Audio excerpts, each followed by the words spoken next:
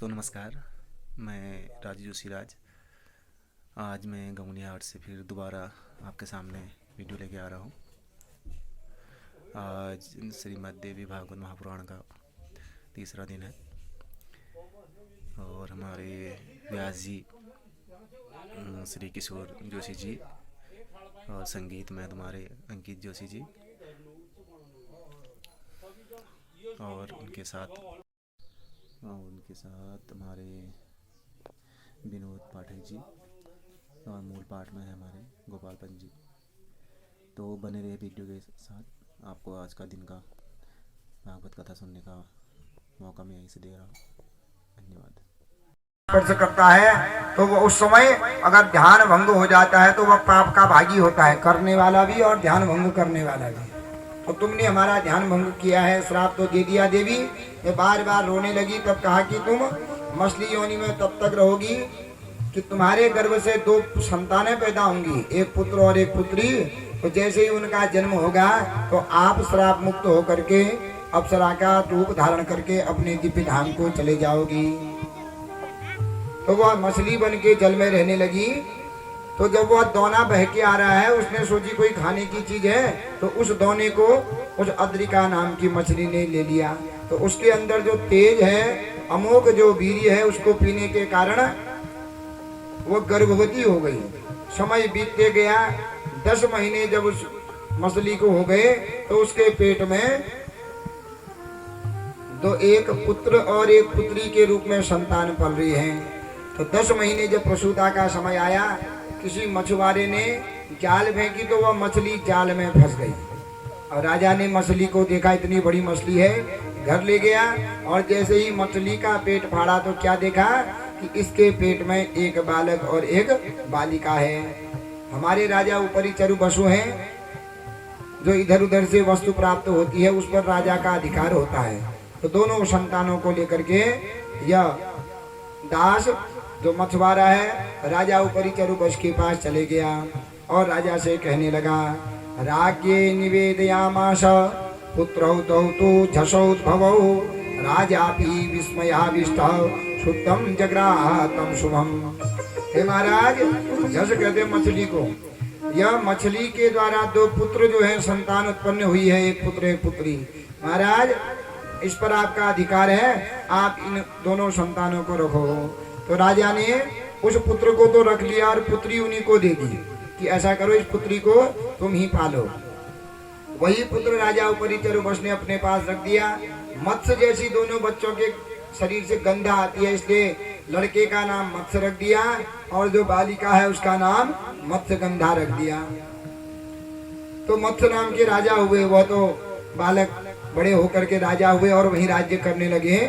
कन्या को लेकर के यह मछुआरा अपने स्थान पर आया और कन्या का पालन पोषण करने लगा।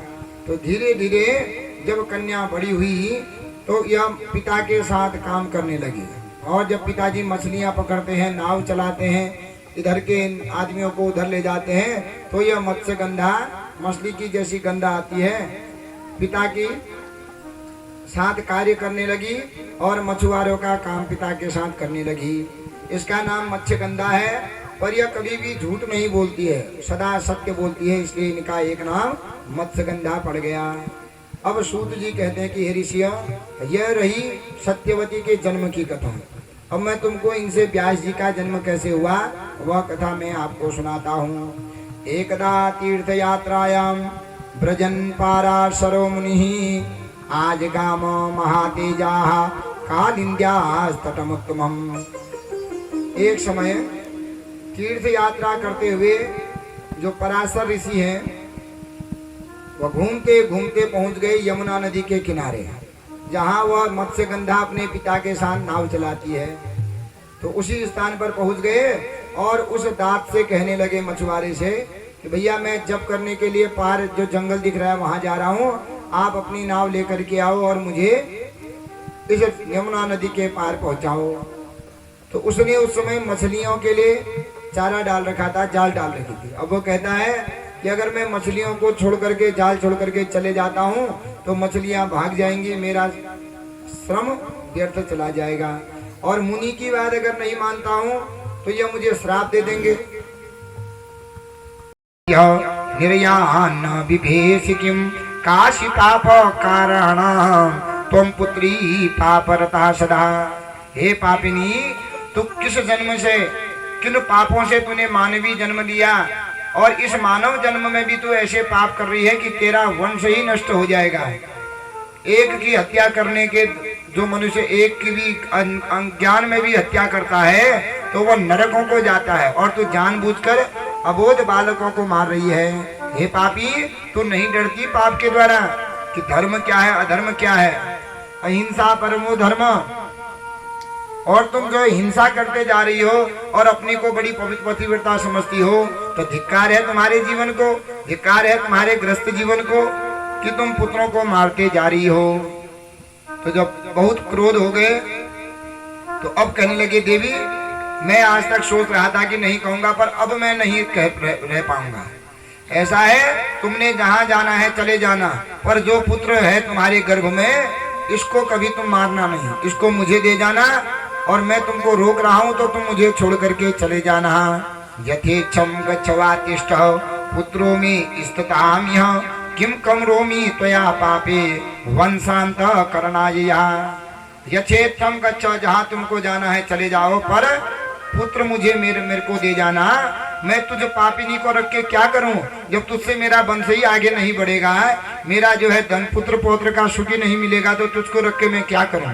इसलिए तूने जहां जाना है चले जा, पर इस पुत्र जो तेरे गर्भ में है इसको मुझे दे करके जाना।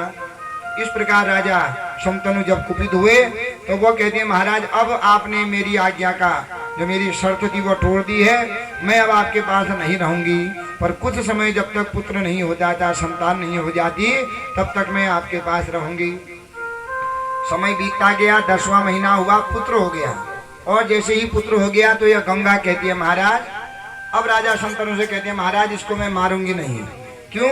क्योंकि आपने पुत्र मांगा है, मुझे रोका है, तो मैं इसको ले जा रही हूँ, क्योंकि बिना माता के पुत्र जो है न पल पाएगा, न सुख भोग पाएगा, दुखी दुख में रहता है, इसलिए मैं इसको ले जाती हूँ।